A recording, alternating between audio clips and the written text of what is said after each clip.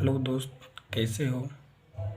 आशा करता हूँ कि आप लोग ठीक ठाक होंगे, मस्ती में होंगे और अपनी स्टडी पूरी तल्लीनता से होंगे।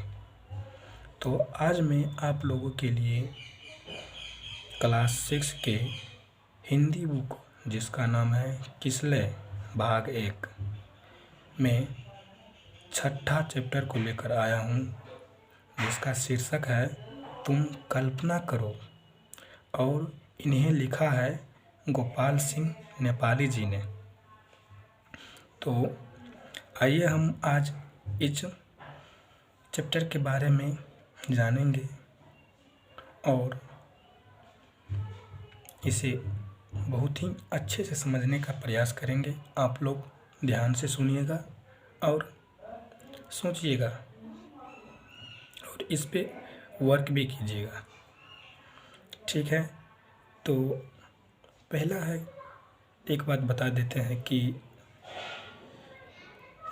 गोपाल सिंह नेपाली जी ने ये कविता जो है अपने देश को उस रास्ते से, उस स्थिति से गुजरते हुए स्थिति में यह कविता लिखा है कि जिस स्थिति में अपना देश बहुत ही खराब अर्थ से गुजर रहा था, यानी कि इसका सब कुछ बेकार चल रहा था, यानी तो उससे निकलने के लिए हमारे गोपाल सिंह नेपाली जी ने अपनी ओर से कविता प्रस्तुत करते हैं अपनी नौजवानों के लिए, साथियों के लिए, देशवासियों के लिए। तुम कल्पना करो, नया कल्पना करो, कामना करो, याचना करो, योजना बनाओ अपने देश को इस दलदल से निकालने के लिए। ये कौन सी दलदल है और इससे कैसे निकला जाए, क्या क्या कल्पना करना पड़ेगा, इस पाठ में नेपाली जी कहते हैं तुम कल्पना करो, नवीन कल्पना करो, तुम कल्पना करो, नवीन कल्पना करो। यहाँ पे सुनिए, कहते हैं अपने देशवासियों को, भाई तुम नया सोचो, कुछ नया कल्पना करो, कुछ नया कल्पना करो। बार बार कह रहे हैं। अब घिस गई समाज की तमाम रीतियाँ, अब समाज की जितने भी रीतियाँ हैं, नीतियाँ हैं, संस्कृति है, सब घिस गई है। अब घिस गई मनुष्य की अतीत रीतियाँ। जो पहले के समय में जो रीति होती थी, संस्कृति हमारी, खान पान, पहनावा, रीति रिवाज, पर्व आदि में बदलाव आते आते सब समाप्त हो रहा है, सब समाप्त हो गया है। यही बता रहा है कि अब घिस गई मनुष्य की अतीत रीतियाँ, है दे रही चुनौतियाँ तुम्हें कुरीतियाँ। कहता है सब घिस गई है, लेकिन जो है वो बहुत चुनौतियाँ दे रही है, मुश्किलें दे रही हैं तुम्हें। वो है कुरीतियाँ, है कुरीति। कुरीति यानी वो रीति जो हमारे मनुष्य के लिए ठीक ठाक नहीं है। निज राष्ट्र, अपने देश, निज राष्ट्र यानी अपने देश के शरीर के श्रृंगार के लिए, यानी अपने देश के समृद्धि और सुंदर बनाने के लिए तुम कल्पना करो, नया कल्पना करो, तुम कल्पना करो। कवि नेपाली जी कहते हैं अपने देश के तमाम नीतियाँ, रीतियाँ जो बीते थे, संस्कृति, खान पान, पहनावा, रीति रिवाज सब बदल गया है। जो बचा है वो खराब चीज़ बच गया, कुरीतियाँ बच गया है। वो मुझे बहुत मुश्किलें दे रहे हैं। अपने देश के, अपने राष्ट्र को शरीर जो है वो सुंदरता है, समृद्धि है, उसके लिए तुम नया कल्पना करो, तुम नया सोचो। ये नेपाली जी अपने देशवासियों के लिए बोलते हैं, युवा लोग के लिए बोलते हैं। आगे कहते हैं, जंजीर टूटती कभी न आंसू धार से, जंजीर टूटती कभी न आंसुधार से, दुख दर्द दूर भागते नहीं दुलार से, हटती न दास्ता पुकार से गुहार से। इस गंग तीर बैठ आज राष्ट्र शक्ति की, तुम कामना करो किशोर, कामना करो, तुम कामना करो। कहते हैं, जंजीर टूटती कभी न आंसुधार से। ये जंजीरें है, ये कड़ी जो हाथ में पहने हुए हो दुख दर्द की, यह कभी नहीं जाए टूटेगी। ना तुम इसे तोड़ने के लिए आंसू बहाओ या दुलार करो, इससे यह हटने वाला नहीं है। हटती न दास्ता, ये गुलामी नहीं हटेगी, चाहे पुकारो या गुहार करो या याचना करो, यह हटने वाला नहीं है।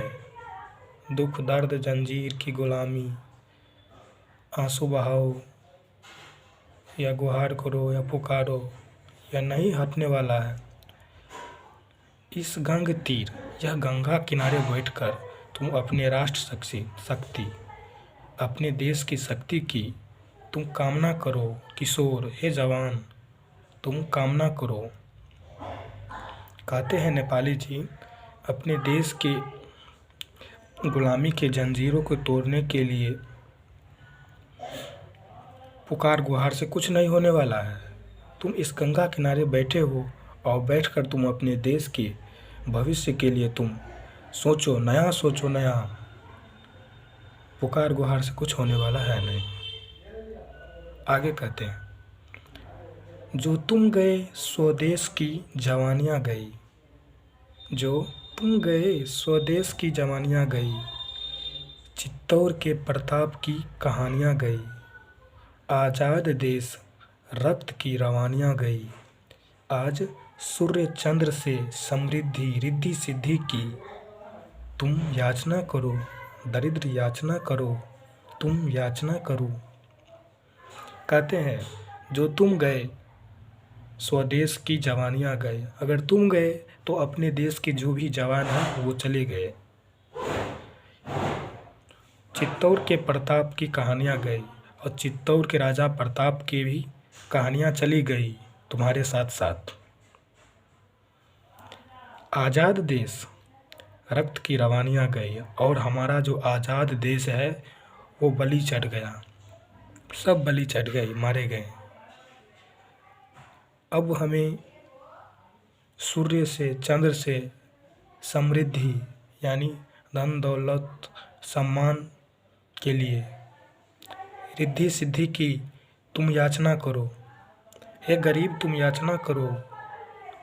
अब तुम भी नहीं रहे कि तुम्हें कि किशोर कहूँ।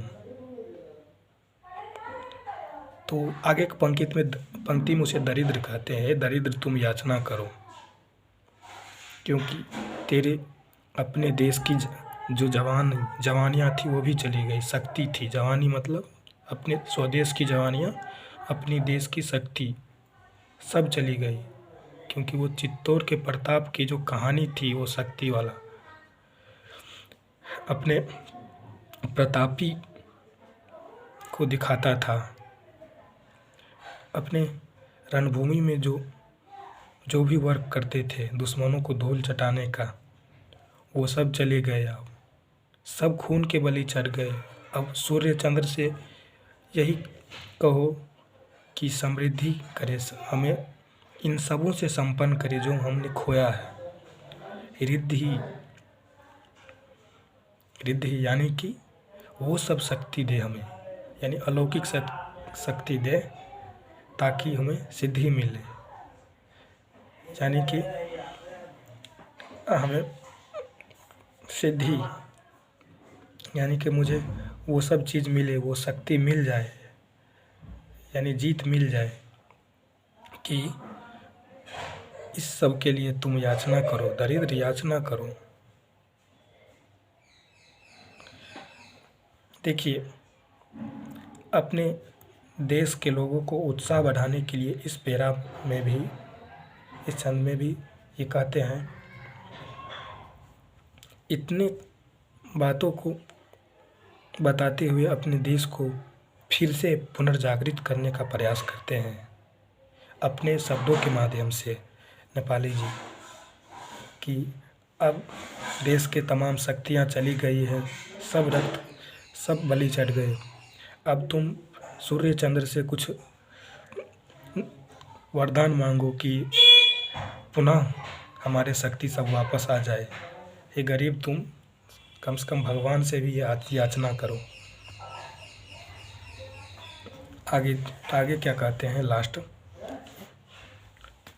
आकाश है स्वतंत्र मेखला, यह श्रृंग भी स्वतंत्र ही खरा, बना ढला है जल प्रताप, काटता सदैव श्रृंखला।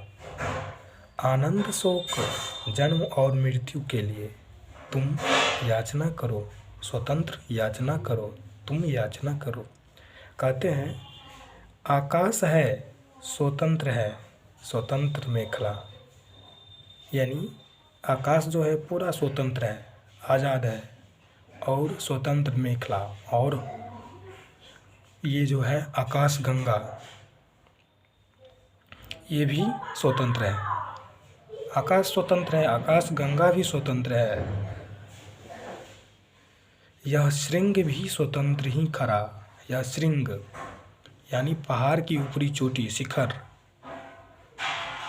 यानी पहाड़ की सबसे ऊपरी चोटी होती है श्रृंग, ऊपरा भाग नुकीला, उसी को कहते हैं श्रृंग। वो भी स्वतंत्र है, आज़ाद है, खड़ा है, बना ढला हुआ है जलप्रपात, काटता सदैव श्रृंखला, लेकिन उसे भी काट देता है वो जलप्रपात। झरना जब ऊपर से गिरता है तो नीचे नहीं देखता है कौन है, पत्थर आता है, पत्थर के काटते हुए गुजर जाता है। आनंद शोक जन्म और मृत्यु के लिए, यानी आनंद खुशी का शोक जन्म के लिए, मृत्यु के लिए भी तुम याचना करो, दरिद्र याचना करो।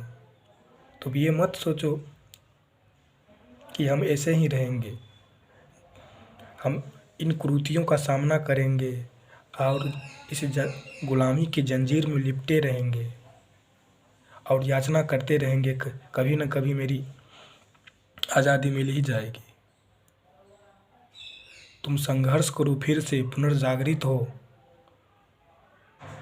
देखो, आकाश स्वतंत्र है, आकाश गंगा स्वतंत्र है, ठीक है, और श्रृंग जो पर्वत है वो भी स्वतंत्र है, लेकिन पर्वत की चोटी को भी काटने वाला कोई जलप्रपात उसे काट कर निकल जाता है। इसलिए तुम आनंद शोक यानी खुशी के गम, जन्म और मृत्यु के लिए तुम याचना करो, नया सोचो, तुम स्वतंत्रता के लिए कुछ योजना बनाओ ताकि हमें स्वतंत्रता मिले, अपनी देश की फिर से समृद्धि, रिद्धि, सिद्धि सब वापस आ जाए। तुम नया कल्पना करो, इसके लिए नया सोचो, किशोर सोचो, हे गरीब तुम याचना करो ताकि हमें स्वतंत्रता फिर से मिले। ये गोपाल सिंह नेपाली जी अपने शब्दों में अपने देश को उन दरिद्र स्थिति से, उन दयनीय स्थिति से, उस आपात स्थिति से गुजरते हुए काल में अपने इन शब्दों को रखते हैं और देशवासियों को फिर से उत्साहित करते हैं। बूझे हुए चिंगारी में,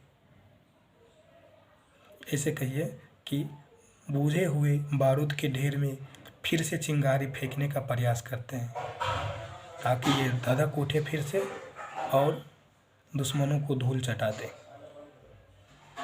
तो आशा करता हूँ मेरे दोस्त की ये चैप्टर आप लोगों के लिए बहुत ही महत्वपूर्ण हुआ होगा और आप लोग इसे सुनकर शायद एक नए उत्साहित होकर के अपनी पढ़ाई की ओर फिर से अग्रसर हो जाइएगा।